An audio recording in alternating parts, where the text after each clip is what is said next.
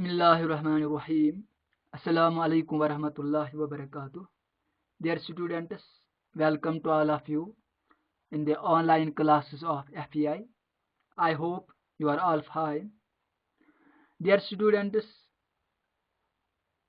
आज इस चैप्टर का लेक्चर नंबर 4 है और इस लेक्चर में हम आज डिस्कस करने जा रहे हैं न्यूटन्स इनवर्स स्क्वायर रूल के बारे में. So today's topic is Newton's inverse square rule. लेकिन ये टॉपिक स्टार्ट करने से पहले मैं आपको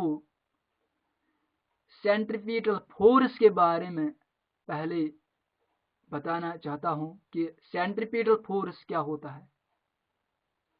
उसके बाद हम इसी लेक्चर में हम न्यूटन्स इनवर्स स्क्वायर रूल, जो टॉपिक है वो न्यूटन्स स्क्वायर रूल है, न्यूटन्स इनवर्स स्क्वायर रूल है.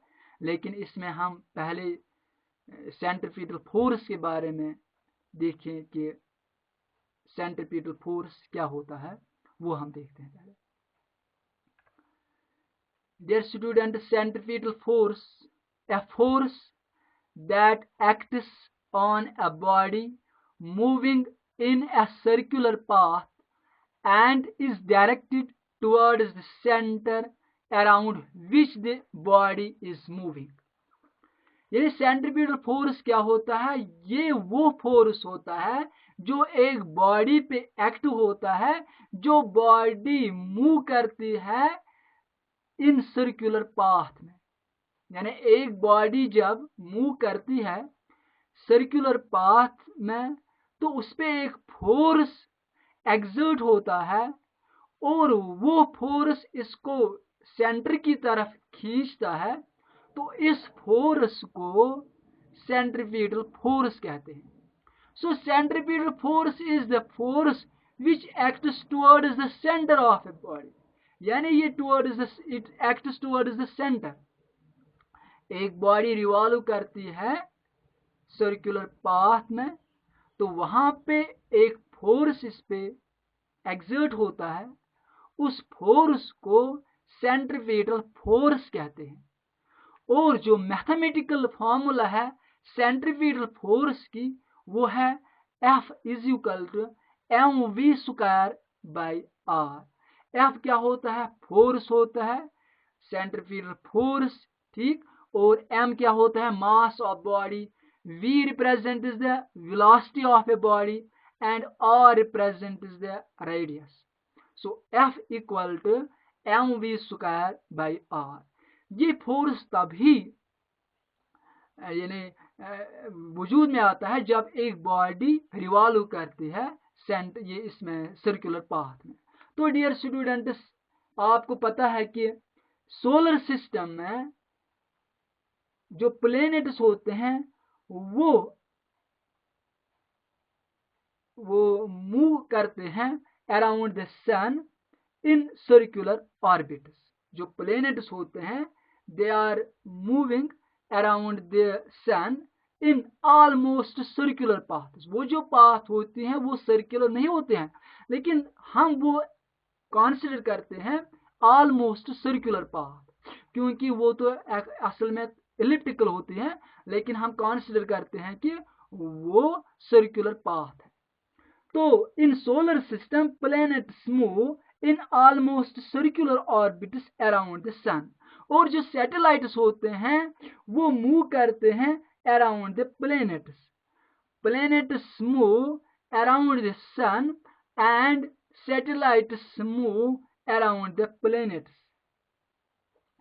A force is needed to make an object move in a circular orbit. Circular orbit में एक बॉडी को यानी उसके लिए रिक्वायर होता है एक फोर्स, जिस फोर्स को सेंट्रीपिटल फोर्स कहते हैं.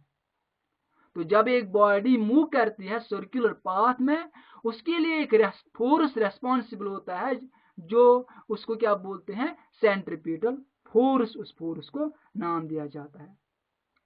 इन the case of planets moving around the sun, जब प्लेनेट्स मूव करते हैं around the sun, the centripetal force is provided by the gravitational force of the sun. वहां ग्रेविटेशनल फोर्स जो provide करता है सन, वही वहां पे सेंट्रीपिटल फोर्स एक्सर्ट करता है। And in the case of satellites moving around the planets, जो सैटेलाइट्स मूव करते हैं around the planets, the centripetal force is provided by the gravitational force of the planets. और ये जो सेंट्रीपिटल फोर्स है, तो वहां पे एक बॉडी को ये मूव कराता है, किसमें, ये सर्कुलर पाथ में। तो ये सेंट्रीपिटल फोर्स के बारे में जानकारी थी कि सेंट्रीपिटल फोर्स क्या होता है, और इसकी जो मैथमेटिकल फॉर्मूला है ये आपको याद रखना है, F = mv²/r। और एक बात मैं आपको बताना चाहता हूं कि it is the gravitation force between the sun and the earth, it is the gravitation force between the sun and the earth which keeps the earth in uniform circular motion around the sun। ये मैं repeat करना चाहता हूं, it is the gravitational force between the sun and the earth which keeps the earth in uniform circular motion around the sun। और gravitational force between the earth and the moon, ये gravitational force between the earth and the moon makes the moon revolve at uniform speed around the earth। तो वहां पे जो अर्थ और moon के बीच जो gravitation force होता है, वही यानी वहां पे रेस्पॉन्सिबल होता है सेंट्रीपिटल फोर्स के लिए, जो एक बॉडी को मूव कराता है इन सर्कुलर पाथ। तो वहां पे मून रिवॉल्व करती है अराउंड द अर्थ, और वहां पे अर्थ, या हम कह सकते हैं कि ये प्लेनेट्स मूव करते हैं अराउंड द सन।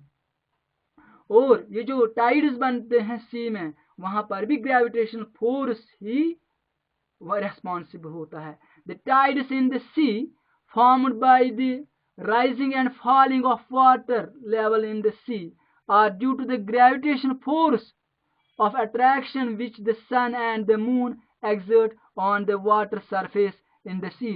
जो टाइड्स बनते हैं समंदरों में, वहां पे क्या होता है, वाटर तो राइज होता है और फिर फॉल होता है, जिसको हम टाइड्स कहते हैं।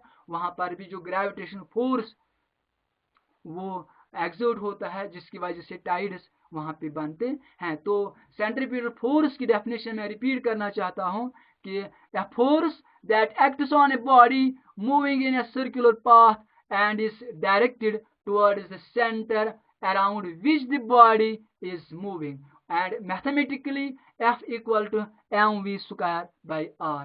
ये डियर स्टूडेंट सेंट्रीपिटल फोर्स के बारे में इंट्रोडक्शन थी। तो हमारा जो टॉपिक है वो है न्यूटन्स इनवर्स स्क्वायर रूल। चलो हम करते हैं स्टार्ट कि ये जो न्यूटन्स इनवर्स स्क्वायर रूल है वो हम देखते हैं।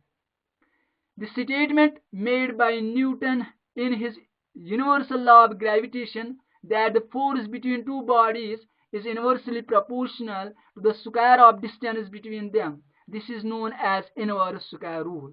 ये inverse square rule क्या होता है, मैं पहले डेफिनेशन रिपीट करना चाहता हूँ। The statement made by Newton in his universal law of gravitation, जो न्यूटन ने यूनिवर्सल लॉ ऑफ ग्रेविटेशन दिया, that the force between two bodies, जो force between the two bodies होता है वो inversely proportional to the square of distance between होता है, and this is known as inverse square rule। Newton's universal law of gravitation क्या कहता है, universal law of gravitation is that force between two bodies is directly proportional to the product of their masses and inversely proportional to the square of distance between them। यहाँ पे हमें inverse square rule देखना है कि इसीलिए हम masses की यहाँ पे बात नहीं करते हैं, हम तो यहाँ पे डिस्टेंस की बात करते हैं कि वो जो force of universal of gravitation है, force between two bodies is inversely proportional to the square of distance between them। जो distance होती है between two bodies, gravitation force उसके inversely proportional square of distance होता है। तो इसी रूल को न्यूटन्स इनवर्स स्क्वायर रूल कहते हैं, न्यूटन्स इनवर्स स्क्वायर रूल कहते हैं। तो इसकी हम जो फॉर्मूला है वो हम देखते हैं। Thus inverse square rule is F inversely proportion to 1/r square. 1/r square, r क्या है, r is the distance between the two bodies and 1 हमने क्यों लिया 1 डिवाइड बाय r स्क्वायर, क्योंकि जो ग्रेविटेशन फोर्स है वो inversely proportional to the square of distance between the two bodies है। तो the force between two bodies is inversely proportional to the square of distance between them according to Newton's law of gravitation. Assumption made by Newton, the path or orbit around the sun is circular. जो Kepler ने बोला था कि जो path या orbit around the सन है तो वो क्या है, एलिप्टिकल है, लेकिन न्यूटन ने उसमें एक एजम्पशन एज्यूम इसने किया, इसने सपोज किया कि जो पाथ है वो सर्कुलर है। इसने क्या ये लेट किया कि वो जो पाथ है वो सर्कुलर है, ठीक है। ये इसने एजम्पशन यहाँ पे यानी एज्यूम किया, सपोज किया कि द पाथ और we can say the orbit around the sun is circular. तो अब हम न्यूटन्स इनवर्स स्क्वायर रूल को डिराइव करते हैं। Consider a planet of mass m moving with a velocity v around the sun in a circular orbit of radius r. ये याद रखना है आपको कि f is inversely proportional to r square, और ये भी आपको याद रखना है कि जो पाथ है वो इसने एज्यूम किया कि वो सर्कुलर है। अब हम कंसीडर करेंगे एक प्लेनेट जिसका मास m है और उसकी वेलोसिटी v है, वो v वेलोसिटी से मूव करता है around the sun in circular path में। इस सर्कुलर पाथ का जो रेडियस है वो r है, ठीक। एक तो हमें मास यहाँ पे m, वेलोसिटी v और radius of orbit is r। तो अभी मैंने आपको सेंट्रीपिटल फोर्स के बारे में बताया कि जब एक बॉडी मूव करती है सर्कुलर पाथ में तो वहां एक फोर्स नीड होता है, रिक्वायर्ड होता है, जिसको सेंट्रीपिटल फोर्स कहते हैं। A centripetal force acts on the orbiting planet and is given as, जो प्लेनेट मूव करता है ना ऑर्बिट में सर्कुलर पाथ में, फोर्स वहां पे एक्सर्ट होता है, उस फोर्स को सेंट्रीपिटल फोर्स कहते हैं। और वो सेंट्रीपिटल फोर्स किसके बराबर होता है, F equal to m v square by r. ये है F इक्वल टू एम, ये 2 जो यहाँ पे है ये असल में इसको स्क्वायर है, तो F equal to m v square by r, ये V को स्क्वायर है, ठीक है, ये सुपर स्क्रिप्ट है यहाँ पे, F equal to m v square by r. ये सेंट्रीपिटल फोर्स की फॉर्मूला है। तो इसको मैं इक्वेशन 1 नाम यहाँ पे रखूंगा। Mass is constant, thus we can write equation first as, जो मास होता है एक बॉडी का, जो मास होता है वो कांस्टेंट रहता है, वो तो चेंज नहीं होता है, वो कांस्टेंट होता है, वो चेंज नहीं होता है। तो जो m है, m is the mass of planet, वो कांस्टेंट है, तो इसीलिए हम लिख सकते हैं F directly v square by r. यहाँ पे मैंने मास हटाया, वो कांस्टेंट है, तो मैंने यहाँ पे डायरेक्टली प्रोपोर्शनल सिंबल इंसर्ट यहाँ पे की, यहाँ पे मैंने डायरेक्टली प्रोपोर्शनल जो साइन होती है, ये सिंबल होती है, वो यहाँ पे मैंने इंट्रोड्यूस की। So F directly v square by r. तो जो कांस्टेंट है वो मास कांस्टेंट है, उसके बदले हमने, और ये जो इक्वल साइन है उसके बदले हमने यहाँ डायरेक्ट ये सिंबल डायरेक्टली प्रोपोर्शनल यूज की और v स्क्वायर बाई आर है। यहाँ पर भी ये v स्क्वायर बाई आर है। ये देखिए m कांस्टेंट है, हमने यहाँ प्रोपोर्शनलिटी कांस्टेंट सिंबल यूज की और v स्क्वायर बाई आर अपना ही यहाँ पे, तो ये इसको मैंने इक्वेशन 2 नाम दिया। Let the planet takes time t to complete 1 revolution around the sun. हम सपोज करेंगे कि इस प्लेनेट ने एक कंप्लीट रिवोल्यूशन किया अराउंड द सन, इसे कंप्लीट गर्दिश किया around the sun, it is velocity is given as. तो वेलोसिटी हम देखेंगे इस प्लेनेट की क्या है, v equal to 2 pi r by T, v equal to 2 pi r divide by t. आपको पता है यहाँ पे मैंने आपको यानी याद दिलाने के लिए यहाँ पे मैंने ये इक्वेशन लिखा, इक्वेशन यहाँ पे मैंने लिखी, यहाँ पे speed equal to distance divide by time. आपको पता है कि स्पीड की फॉर्मूला क्या है, वो है डिस्टेंस बाई टाइम। तो स्पीड के बदले हमने वेलोसिटी लिया यहाँ पे, ठीक है। और डिस्टेंस जो है, जब एक बॉडी सर्कुलर पाथ में या सर्कल में ये रिवॉल्व करती है, ठीक है, मूव करती है, तो वहां पे जो डिस्टेंस वो कवर करती है, जो ये टोटल ये जो डिस्टेंस वहां पे सर्कल में एक बॉडी जो कवर करती है, वो सर्कमफ्रेंस ऑफ द सर्कल के बराबर होता है। इसीलिए जो डिस्टेंस है, क्योंकि बॉडी सर्कुलर पाथ में ट्रेवल करती है, इसलिए हमने distance circumference of the circle लिया, वह है 2 पाई r, ठीक है। और टाइम पीरियड है divide by t. So v equal to 2 pi r divide by t. आपको ये फॉर्मूला याद रखनी है, speed equal distance by time. Speed के पहले हमने वेलोसिटी लिया और डिस्टेंस जो यहाँ पे है वह है 2 पाई r और टाइम अपना ही divide by T. v equal to 2 pi r by T, ये वेलोसिटी यहाँ पे है। तो इस इक्वेशन में 2 pi is constant, thus we can write this equation as, तो ये मैं फिर से दिखाना चाहता हूं, v equal to 2 pi r by T. 2 pi जो है ये कांस्टेंट है, तो जैसे फर्स्ट इक्वेशन में भी हमने वो डायरेक्टली प्रोपोर्शन सिंबल जो है वहां पे इंट्रोड्यूस की, यहाँ पर भी 2 पाई जो ये कांस्टेंट है, तो हम डायरेक्टली प्रोपोर्शन सिंबल यहाँ पे इंट्रोड्यूस करेंगे। So v directly r by T बनेगी यहाँ पे इक्वेशन, ठीक है। So v directly r by T, 2 pi is constant, thus we can write this equation as v directly r by T. Taking square on both sides we get, हम squaring on both sides करेंगे, इसका भी square v square आएगा, ठीक है। Directly अपनी ही symbol है, r को भी स्क्वायर r स्क्वायर, और t को भी हम स्क्वायर करेंगे तो t स्क्वायर बनेगा। हमने यहाँ पे क्या किया, we take squaring on both sides, the equation becomes v square directly r square divide by t। अब इसके बाद हम क्या करेंगे, multiply as well as divide the right side of the above equation by r v है। हमने यहाँ पे क्या किया, अब स्क्वायरिंग करने के बाद v square directly r square by t square जो इक्वेशन बन गई, हम राइट साइड को, राइट साइड है यहाँ पे r square divide by t square, इसको हम डिवाइड भी करेंगे और मल्टीप्लाई भी करेंगे r।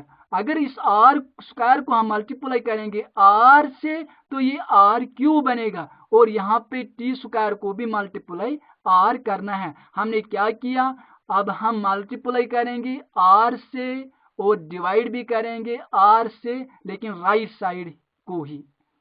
v square directly r square by t square, multiply as well as divide the right side of the above equation by r we have. तो हमें वहां पे क्या ऑब्टेन हो जाएगा, v स्क्वायर डायरेक्टली जब r को हमने r स्क्वायर था उसको हमने मल्टीप्लाई किया r से, तो वी गेट r क्यूब, और t स्क्वायर अपना ही डिवाइड बाई t स्क्वायर, और हमने ये 1 यहाँ पे लिया, 1 से हम मल्टीप्लाई करेंगे तो इससे कोई फर्क नहीं पड़ेगी, और r से भी इसको डिवाइड भी करने ने, r से हमें डिवाइड भी करना है और मल्टीप्लाई भी करना है राइट साइड को, तो r स्क्वायर बनेगा r क्यूब, और t स्क्वायर अपना ही, इसको भी हमने मल्टीप्लाई किया r। ये 1 जो हमने यहाँ पे लिया मल्टीप्लाई, इससे तो कोई फर्क नहीं पड़ेगी, ठीक है। So v square directly r cube divide by t square into 1 by r।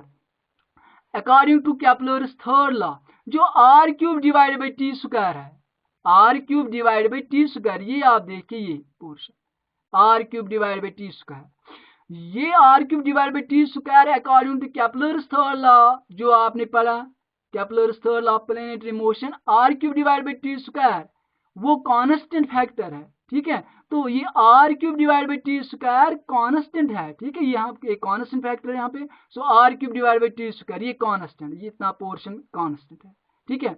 यहाँ पे मैंने लिखा r cube divide by t square is constant, therefore जब ये कांस्टेंट है, so we get v square directly 1 by r, ये portion constant है dear students, ठीक। तो यहाँ पे क्या बच गए, यहाँ पे 1 बाई r, वही 1 बाई r यहाँ पे, so v square directly 1 by r।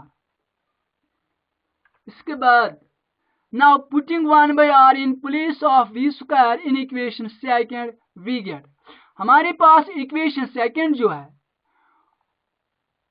वो है F directly v square by r. ये मैंने रिपीट यहाँ पे इक्वेशन सेकंड लाई यहाँ पे ताकि आपको समझ में आएगा। इक्वेशन सेकंड जो है वो है F directly v square by r, F directly v square by r. जो वी स्क्वायर है उसके बदले हम यूज करेंगे 1/r को, ठीक है। तो ये जो वी स्क्वायर है इसके बदले हम यूज करेंगे यहाँ पे 1/r, यानी हम 1/r पुट करेंगे इक्वेशन सेकंड में in place of v square.